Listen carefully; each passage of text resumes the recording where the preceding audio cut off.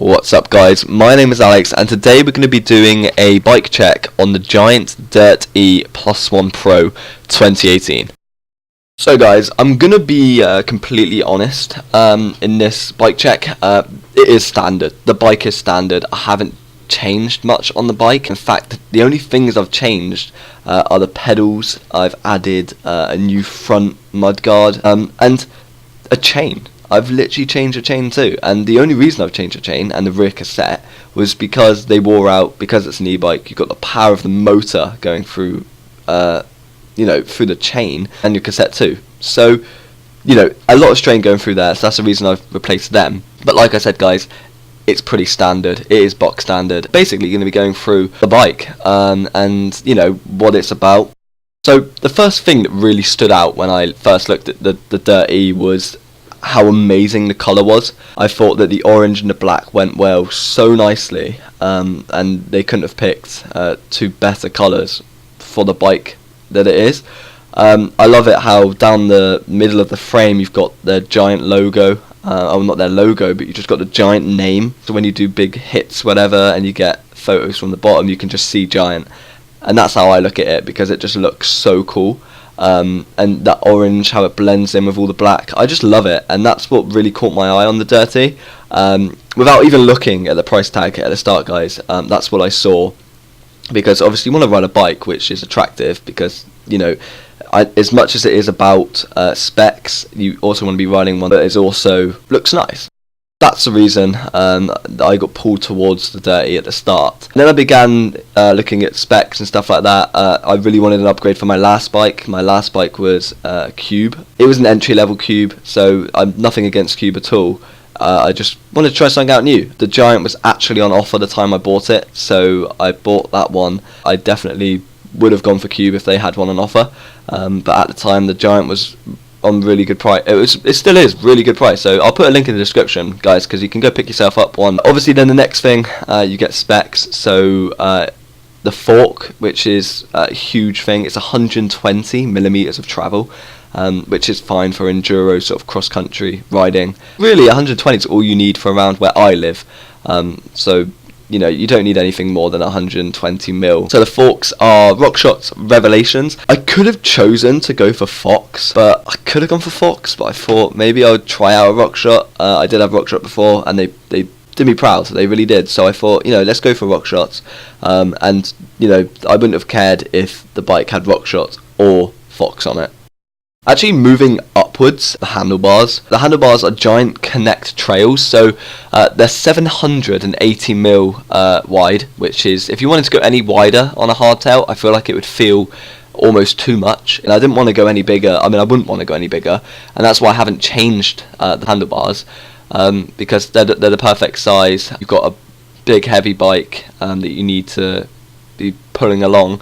So I wouldn't want any bigger, because you'd be hitting every tree. There's a lot of trees around where I live and the trails, so I'd be hitting every tree, and that would just be rubbish, so I wouldn't be able to ride any of them. So I'm sticking to the 780 mil standard bars on this bike. Moving on to the stem, is a Giant Connect, which again, it's all sort of Connect stuff is what they are. I guess that's sort of the standard Giant stuff. Just standard stem, not that long, to be honest. That's all I can say about a stem, really. Seat post. So then the seat post comes in. It's a dropper seat post, guys. It ranges between how tall you are. So if you were to have 100 mil dropper seat post, that would be an extra small, a small and a medium. But mine's 125 mil, and that's on a large frame. So they change it between however big the bike is, which is good because it's suitable then for whoever's riding it. Moving on, and I wanted to talk about this one actually, because as much as it's not hugely important, it is quite important when it comes to comfort when you're riding the bike. I know going down trails and stuff like that, you won't really be sat on it, but it's the saddle, and the saddle is a Giant Contact Neutral, which is just a standard Giant saddle. I'm going to be completely honest, it was the most uncomfortable thing I ever had in my life. I couldn't, for 500-600 miles actually riding the bike, I had to bed into the seat. I literally couldn't feel my arse at the end of riding for a few hours on the bike because the saddle was so uncomfortable. But now I've got used to it. You know, that's why I brought it up, because now it's comfortable to me because I've been riding it for over however many miles. Pedals. Now, the pedals originally came with some like aluminium standard pedals. They weren't the best. They were just to keep the price down, I guess. I've just gone for some black Welgo ones. Retail for about £50. So they're pretty good.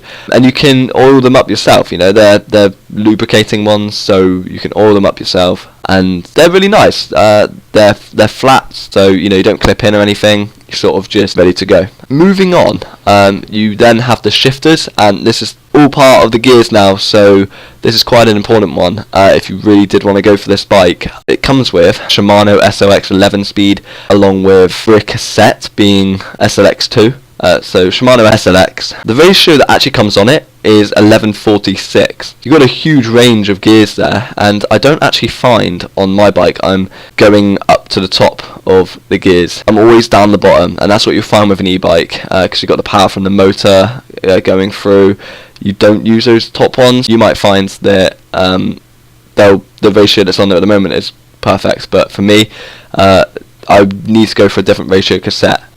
Then guys, it's the rear derailleur. That's Shimano XT Shadow Plus. Don't get a front derailleur on this one, which is good. It's just 1x11 on this bike. Moving on guys, we then have the brakes, which are Shimano BR MT500s. They're the standard one finger brakes you'll get, and they're quality. They're really good, and I wouldn't change them or anything.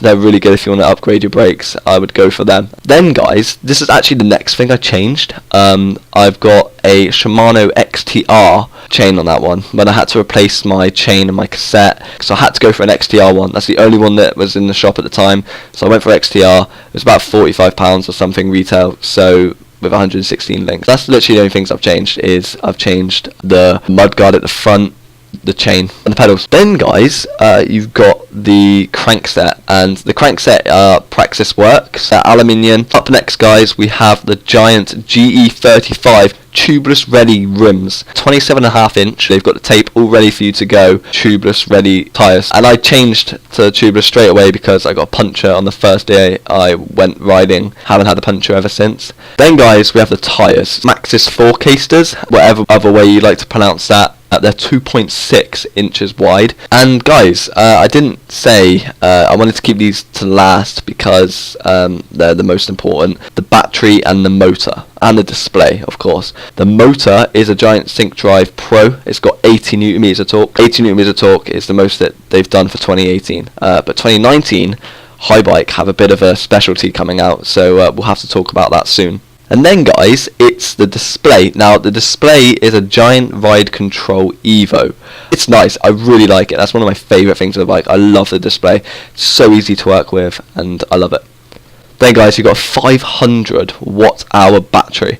It's a huge battery. You're going to get about, I get about 90 miles on eco mode. It does about 36 miles on power mode, which is more than enough. It comes with fast charger, is what they call it. It's a 3 amp fast charger, which will charge your bike within sort of 4.5 hours, maybe 5 hours, whatever it is. It's pretty quick. That is basically the whole bike done. We've gone through the whole bike within like sort of 10 minutes or so. You know, I'm really happy with it.